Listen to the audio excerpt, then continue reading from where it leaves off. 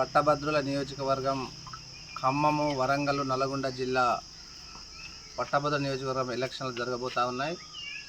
Bharatiya Janata party బలపరిచిన అభ్యర్థి గుజ్జుల ప్రేమేందర్ రెడ్డి గారికి మొదటి ప్రాధాన్యత ఓటు వేసి గెలిపించవలసిందిగా ఇవాళ గుర్రంపోడు మండలంలో ప్రతి ప్రభుత్వ కార్యాలయానికి వెళ్ళి అభ్యర్థించడం జరిగింది. ముఖ్యంగా భారతీయ జనతా పార్టీ బలపరిచిన అభ్యర్థి గుజ్జుల ప్రేమేందర్ రెడ్డి గారు భారతీయ జనతా పార్టీలో గత 40 సంవత్సరాలుగా ఒకే పార్టీకి ఒకే సిద్ధాంతంతో పోటీ చేసిన మా అభ్యర్థి ఇవాళ పక్క పార్టీల టీఆర్ఎస్ పార్టీ కావచ్చు, బీఆర్ఎస్ పార్టీ కావచ్చు, కాంగ్రెస్ పార్టీ కావచ్చు, ఇవాళ బుద్ధిజీవులు, ఉపాధ్యాయులు, ఉద్యోగులు, నిరుద్యోగులు ఒక్కసారి ఆలోచించాలి.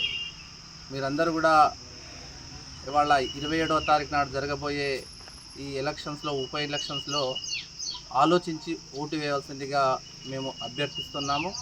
ఎందుకంటే ఇవాళ కాంగ్రెస్ పార్టీ అభ్యర్థి, ఇవాళ కాంగ్రెస్ పార్టీ ప్రభుత్వం కావచ్చు, ఇచ్చిన హామీలు ఏ రకంగా మనకు మోసం చేసి 6 గ్యారెంటీల పేరు మీద ఈ ప్రభుత్వం మోసం చేసి మరోసారి మోసం చేయాలని చూస్తున్న ఈ అభ్యర్థి మన తీన్మార్ మల్లన్న అనే వ్యక్తి మనకు తెలుసు. గతంలో అనేక పార్టీలు మారి ఒక యూట్యూబ్ ఛానల్ పేరు మీద జర్నలిస్టు ముసుగులో వేలాది కోట్ల రూపాయలు సంపాదించుకొని ఇవాళ మన ముందు వస్తూ ఉన్నాడు. పట్టభద్రులు అంటే పట్టభద్రులు, నిరుద్యోగులు ఇవాళ వీళ్ళ సమస్యల మీద ప్రశ్నించడానికి ప్రతిపక్ష పార్టీగా ఇవాళ మనం కౌన్సిల్లో పంపాల్సిన బాధ్యత మనం నిరుద్యోగులది, విద్యార్థులు అది నేను ఆలోచించేయాలని కోరుతున్నాను. ఎందుకంటే ఇప్పటికే ఈ అసెంబ్లీలో ముఖ్యమంత్రిగా రేవంత్ రెడ్డి గారు ఉన్నారు. ఇవాళ పార్లమెంట్ అసెంబ్లీలో కూడా, కౌన్సిల్లో కూడా వాళ్ళ చాలా మెజార్టీతోనే ఉన్నది.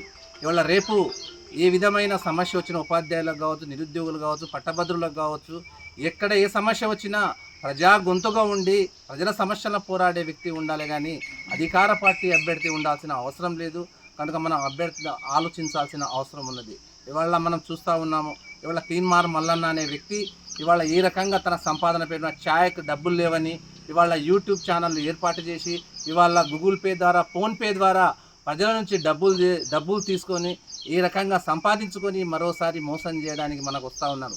రేపు లాంటి అభ్యర్థికి మనం ఓటేస్తే భవిష్యత్తులో కూడా మనం వేసిన ఓటు ఉపయోగం ఉండదు, ఇంకో పార్టీకి అమ్ముడుపోయే అవకాశం ఉంటుంది. కనుక ఇలాంటి నిస్వార్థంగా ఇవాళ ఈ సిద్ధాంతం కొరకు గతంలో ఏబీపీ కావచ్చు, ఆర్ఎస్ఎస్లో కావచ్చు పనిచేసిన మన గుజ్జుల ప్రేమేందర్ రెడ్డి పార్టీ మారని వ్యక్తి ఇవాళ మా బీజేపీ బలపరిచిన అభ్యర్థి గుజ్జుల ప్రేమేందర్ రెడ్డి గారి మొదటి ప్రాధాన్యత ఓటు వేయాల్సిందిగా మేము కోరుచున్నాము. ఎందుకంటే ఇవాళ మేము గతంలో భారతీయ జనతా పార్టీ అధికారం ఉన్నా లేకున్నా ఇవాళ నిరుద్యోగుల తరఫున, పట్టభద్రుల తరఫున, నిరుద్యోగుల తరఫున పోరాడిన పార్టీ భారతీయ జనతా పార్టీ.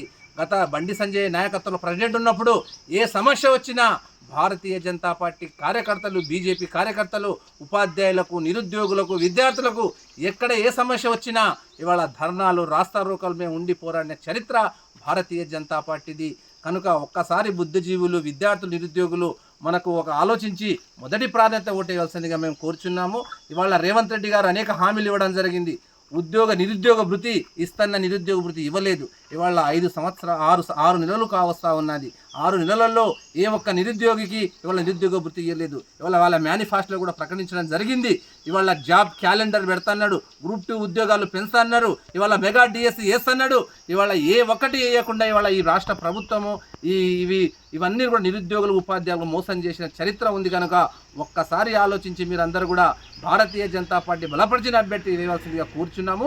నరేంద్ర మోడీ గారు చేస్తున్న అభివృద్ధి సంక్షేమ కార్యక్రమాలు కావచ్చు, ఈ దేశానికి నరేంద్ర మోడీ గారి నాయకత్వం కావచ్చు, ఇవాళ నిరుద్యోగులతో పోరాడుతున్న ఆ పోరాట ఫలితం కావచ్చు, వీళ్ళందరూ కూడా మీరు ఆలోచించి భవిష్యత్తులో ఏ సమస్య వచ్చినా కౌన్సిల్లో ఇవాళ ప్రజా వ్యతిరేక నిర్ణయాలు ప్రభుత్వం తీసుకున్న, ఈ కాంగ్రెస్ పార్టీ తీసుకున్న, భవిష్యత్తులో పోరాడాల్సిన బాధ్యత ఒక ప్రతిపక్ష పాత్ర, ఒక కౌన్సిల్లో అన్యాయం జరిగినప్పుడు నిరుద్యోగులతో పోరాడిన బాధ్యత మన పైన ఉంటుంది. కనుక ఇవాళ మీ మొదటి ప్రాంతం అవుతూ నిరుద్యోగులు ఆలోచించి, విద్యార్థులు ఆలోచించి, ఉద్యోగులు ఆలోచించి మాకు ఓటు ఇవ్వాల్సిందిగా ఇవాళ మేము అభ్యర్థిస్తూ ఉన్నాము.